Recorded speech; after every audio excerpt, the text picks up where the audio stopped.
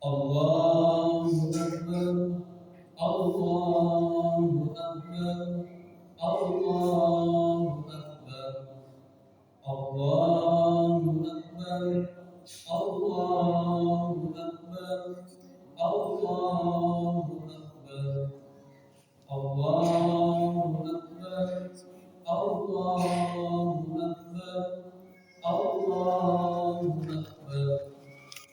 Allahu Akbar kabira walhamdulillahi katsira wa subhanallahi bukratan wa asila. La ilaha illallah wahdahu sadaqa wa'dahu wa nasra 'abdahu wa a'azza jundahu wa hazama al-ahzaba wahdahu. La ilaha illallah wa la na'budu illa iyyahu mukhlishina lahu-d-din walau karihal kafirun. Alhamdulillahilladzi an'amana bi ni'matil iman wal islam. Asyhadu an la ilaha illallah wahdahu la syarika lahu wa asyhadu anna Muhammadan abduhu wa rasuluh. Amma ba'du. Fa ya ayyuhal muslimun usikum wa nafsi bi taqwallah al-'aliyyil 'azim wa 'alamu anna Allaha amarakum bi amrin 'azim. Amarakum bis-salati was-salam ala nabiyyil karim. Wa qala Allah ta'ala fi kitabihil karim, wa kadzalika ja'alnakum ummatan wasatan litakunu syuhada'a 'alan nasi wa yakuna ar-rasulu 'alaikum syahida. Wa ma ja'alna al-qiblata allati kunta 'alaiha illa lina'lama man yattabi'ur rasul mimman yanqalibu 'ala 'aqibaihi wa in kanat lakabiratan illa 'ala alladziina hadallah wa ma kana Allahu liyudhi'a imanakum innallaha bin-nasi laraufur rahim. Hadirin jamaah salat Idul Adha yang insyaallah dimuliakan oleh Allah Subhanahu wa taala. Puja dan puji syukur marilah kita sama-sama panjatkan hadirat Allah Subhanahu wa taala yang mana pada kesempatan pagi hari yang cerah ini Allah memberikan kesempatan kepada kita semua untuk melaksanakan sholat sunnah Idul Adha secara berjamaah. Salawat serta salam marilah kita curahkan kepada junjungan kita Nabi Muhammad sallallahu alaihi wasallam, kepada para keluarga, sahabat dan pengikutnya hingga akhir. Hadirin jamaah salat Idul Adha yang dimuliakan oleh Allah. Hari ini yaitu hari raya Idul Adha. Bulannya namanya bulan haji, bulan persatuan umat yang diajarkan oleh Allah kepada hambanya melalui beberapa cara yang berjenjang. Di antaranya yang pertama persatuan harian. Persatuan harian ini bisa kita katakan sholat berjamaah 5 waktu. Kemudian persatuan mingguan, yaitu sholat Jumat. Kemudian yang ketiga persatuan tahunan, yaitu sholat hari raya Idul Fitri dan hari raya Idul Adha. Kemudian yang keempat seumur hidup sekali, yaitu haji. Pelaksanaan ibadah haji, ibadah di hari nahar seperti hari ini tidak lepas dari sejarah Nabi Ibrahim dan keluarganya. Hadirin jamaah salat Idul Adha rahimakumullah. Pada kesempatan yang pagi hari ini, khatib akan mengisahkan tentang sejarah Nabi Ibrahim. Nabi Ibrahim dulu pernah tinggal di Mesir, kemudian keluar dari Mesir pindah ke Syam. Kemudian mukim di Syam bersama penduduk kampung selama di Syam. Nabi Ibrahim dilapangkan rezekinya oleh Allah sehingga kaya akan ternak kambing, sapi, onta, sehingga kampung itu penuh akan ternaknya. Nabi Ibrahim kemudian mengusul kepada masyarakat kemudian mengusul kepada Nabi Ibrahim agar Nabi Ibrahim keluar dari kampung itu. Kemudian Nabi Ibrahim menerima dengan baik, lalu Nabi Ibrahim pergi dari kampung itu dengan semua ternaknya. Maksud dan tujuan dari masyarakat mengusir Nabi Ibrahim itu supaya air yang digunakan oleh Nabi Ibrahim itu dipakai oleh mereka. Kemudian setelah Nabi Ibrahim pergi dari kampung tersebut, sumur 7 tersebut kering total. Akhirnya banyak ternak yang mati karena tidak dapat minum. Akhirnya mengutus beberapa orang supaya Ibrahim kembali lagi ke tempat semula. Tetapi Nabi Ibrahim tidak mau. Kemudian utusan membawakan 7 ekor kambing supaya diikat di tiap-tiap sumur 1 ekor kambing supaya airnya kembali seperti biasa. Setelah Nabi Ibrahim pindah, maka kambingnya makin banyak sehingga mencapai 12.000 kelompok. Setiap kelompok kambing dijaga 1 ekor anjing yang terlatih dan patuh. Artinya yang mengembala ternaknya Nabi Ibrahim itu seekor anjing sebanyak 12.000. Kemudian setelah Nabi Ibrahim begitu banyak memiliki hewan ternak, suatu hari Nabi Ibrahim berkurban sebanyak 1.000 kambing, kemudian 300 sapi, 100 unta. Semua itu disedekahkan karena Allah hingga para manusia, para malaikat heran. Nabi Ibrahim berkata, semua itu bagi saya belum apa-apa. Kalau toh seandainya aku dikaruniai anak laki-laki, kemudian aku disuruh oleh Allah, disuruh mengorbankan, akan saya laksanakan. Seiring berputaran waktu, hari demi hari, minggu demi minggu, tahun demi tahun, Nabi Ibrahim lupa akan ucapan itu. Setelah datang ke Baitul Maqdis, Nabi Ibrahim berdoa agar dikaruniai anak laki-laki yang soleh. Kemudian doa Nabi Ibrahim tersebut dikabulkan oleh Allah Subhanahu wa Ta'ala. Kemudian Nabi Ibrahim masih di Syam, lahirlah seorang bayi anak laki-laki dari Ibu Hajar, diberi nama Ismail. Ketika Nabi Ismail lahir, Nabi Ibrahim sudah mencapai usia 85 tahun. Jadi Nabi Ibrahim mencapai cita-citanya menjadi seorang ayah dan melahirkan anak laki-laki berusia 85 tahun. Maka Nabi Ibrahim mendapatkan wahyu dari Allah, disuruh pindah ke Baitul Haram bersama Dewi Hajar dan bayinya. Kemudian Nabi Ibrahim berangkat dengan naik unta bertiga sampailah di tempat tujuan. Kemudian setelah sampai di Baitul Haram, maka Nabi Ibrahim lalu membuat tenda dari kayu dan atap daun-daun bakar.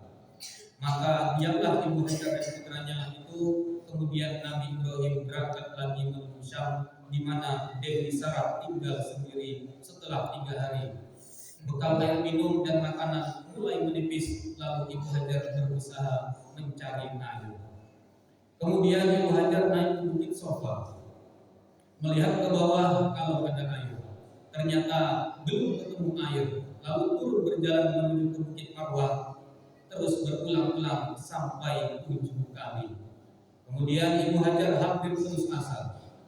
Ibu Hajar mendapat perintah dari malaikat Jibril disuruh kembali ke putranya. Setelah 7 kali mencari titik air tidak bertemu, kemudian malaikat Jibril datang kepada Ibu Hajar supaya kembali ke putranya.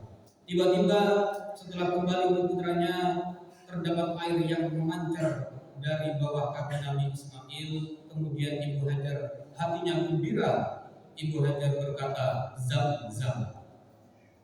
Kata inilah zam, artinya berhentilah, karena air tersebut mengalir tanpa henti dan tidak bisa ditutup.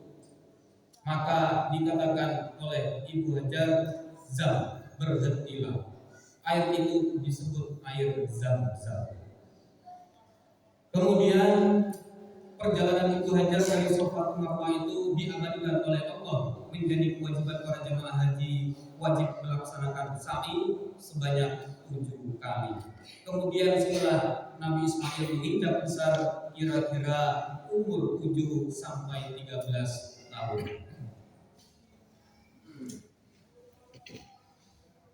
Setelah Nabi Ismail beranjak dewasa, di bulan haji, Nabi Ibrahim mendapat perintah dari Allah, "Wahai Ibrahim, tepati janjimu."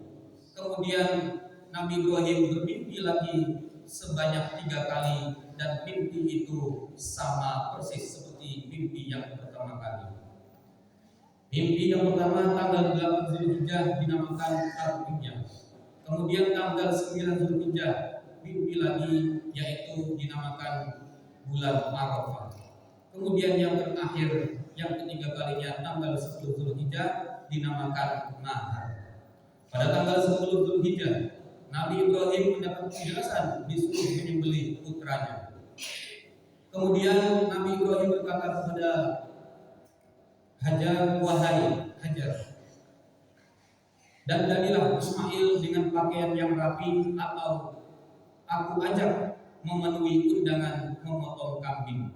Maka berangkatlah Nabi Ibrahim dan Ismail menuju ke tempat yang akan dipertunjukkan untuk menyembelih Ismail tersebut. Tetapi dalam perjalanan Nabi Ibrahim ditemui iblis. Iblis berkata kepada Nabi Ibrahim, "Wahai Ibrahim, apakah kamu tidak sayang pada Ismail yang tampan dan sopan?" Kemudian Nabi Ibrahim menjawab, "Ya, saya sangat sayang, tetapi ini perintah dari Allah." Kemudian iblis gagal untuk membujuk Nabi Ibrahim. Kemudian iblis datang lagi kepada Siti Hajar, "Wahai Hajar, mengapa kau santai-santai dan tenang-tenang saja? Apakah kau tahu Ibrahim itu akan menyembelih anakmu yang bernama Ismail?" Kemudian Siti Hajar menjawab, "Kau jangan berbohong. Tidak mungkin seorang bapak mau menyembelih anaknya." Kemudian iblis menjawab, "Katanya disuruh Allah." Kemudian Siti Hajar menjawab, "Ya, kalau Allah yang menyuruh, sudah, saya ikhlaskan saja, karena Nabi itu tidak pernah disuruh melakukan kebatilan." Kemudian iblis pun gagal untuk membujuk Siti Hajar. Kemudian iblis tidak putus asa, datang lagi kepada Ismail. Di tengah-tengah perjalanan menuju tempat penyembelihan, iblis menemui Ismail. Iblis berkata, "Wahai Ismail, mau kemana kamu?" Kemudian Nabi Ismail menjawab, "Mau menyembelih kurban." Kemudian iblis menjawab, bertanya lagi, "Tahukah siapa yang akan dikurban?" Kemudian Ismail menjawab, "Aku tidak tahu." Kemudian iblis menjawab lagi, "Yang akan dikurbankan itu adalah kamu, Ismail." Kemudian iblis mengatakan seperti itu, "Aku datang untuk menasihati kamu, yang akan disembelih itu kamu, Ismail." Berkali-kali iblis merayu si Ismail agar membunuh Nabi Ibrahim supaya tidak jadi untuk melakukan penyembelihan tersebut. Kemudian Nabi Ismail melempar batu kepada setan sebanyak 7 kali. Dilemparlah kepada setan sebanyak 7 kali. Kemudian lemparan-lemparan setiap lemparan tersebut diabadikan oleh Allah bagi seluruh jemaah haji melempar jumroh Aqabah sebanyak 7 kali. pada tanggal 10 Zulhijjah. Itulah asal usul melontar jumroh dari Nabi Ismail melempar 7 kali kepada setan. Kemudian setelah sampai di tempat lokasi untuk penyembelihan, maka Nabi Ibrahim duduk berkata kepada Ismail, "Wahai anakku, aku bermimpi menyembelih kamu, maka bagaimana menurut pendapatmu?" Kemudian Nabi Ismail menjawab tanpa ada keraguan dan tanpa ada desakan, "Wahai ayahku, lakukanlah sesuai dengan perintah." Kemudian Nabi Ibrahim mengikat 2 tangan dan kakinya, diberikan lalu disembelih dengan mengerahkan seluruh tenaga Nabi Ibrahim, tetapi tidak mempan. Kemudian Ismail berkata kepada ayahnya, "Wahai ayahku, bukalah tali ikat tangan dan kaki supaya tidak kelihatan terpaksa." Maka Nabi Ibrahim membuka semua talinya dan mulai kembali menyembelih. Ternyata tidak dapat putus. Lalu Nabi Ibrahim sedikit marah. Kemudian pisau yang dipegang oleh Nabi Ibrahim untuk menyembelih itu dipukulkan ke batu yang besar di sebelahnya, maka batu itu terbelah menjadi 2. Lalu Nabi Ibrahim berkata kepada pisau, "Wahai pisau, mengapa kamu tidak bisa membelah batu? Mengapa kamu bisa membelah batu yang begitu keras, sedangkan leher Ismail yang begitu lemah tidak kamu potong?" Maka dengan izin Allah, pisau tadi berkata, "Wahai Nabi Ibrahim, ketahuilah perkara ini kamu sebut potonglah leher Ismail." Tetapi Allah berkata, "Jangan kamu potong leher Ismail, sedangkan Nur Muhammad ada di wajah Nabi Ismail." Kemudian kata pisau, "Aku lebih mengutamakan Allah daripada yang lain." Hal ini beri pelajaran kita tentang ilmu tauhid. Mulai lagi sembelih yang ketiga, maka datanglah malaikat Jibril dengan membawa seekor kambing yang besar dengan mengucapkan, "Allahu Akbar, Allahu Akbar, Allahu Akbar."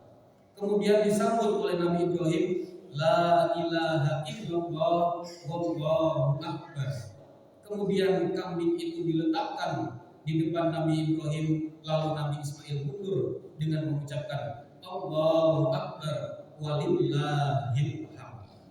Maka disembelihlah kambing itu oleh Nabi Ibrahim sebagai tebusan dari Nabi Ismail, maka selesailah kurbannya Nabi Ibrahim. Maka hal ini diabadikan oleh Allah bagi para jemaah haji, disunahkan memotong hewan sebagai kurban dan dam. Hadirin jamaah salat Idul Adha yang dimuliakan oleh Allah Subhanahu wa taala. Itulah asal usul di dalam cerita Nabi Ibrahim dan Nabi Ismail. Kalau ibadah kurban dilaksanakan dengan ikhlas demi mengharap ridho Allah, akan memberi hikmah dan manfaat bagi pelakunya, baik di dunia maupun di akhirat.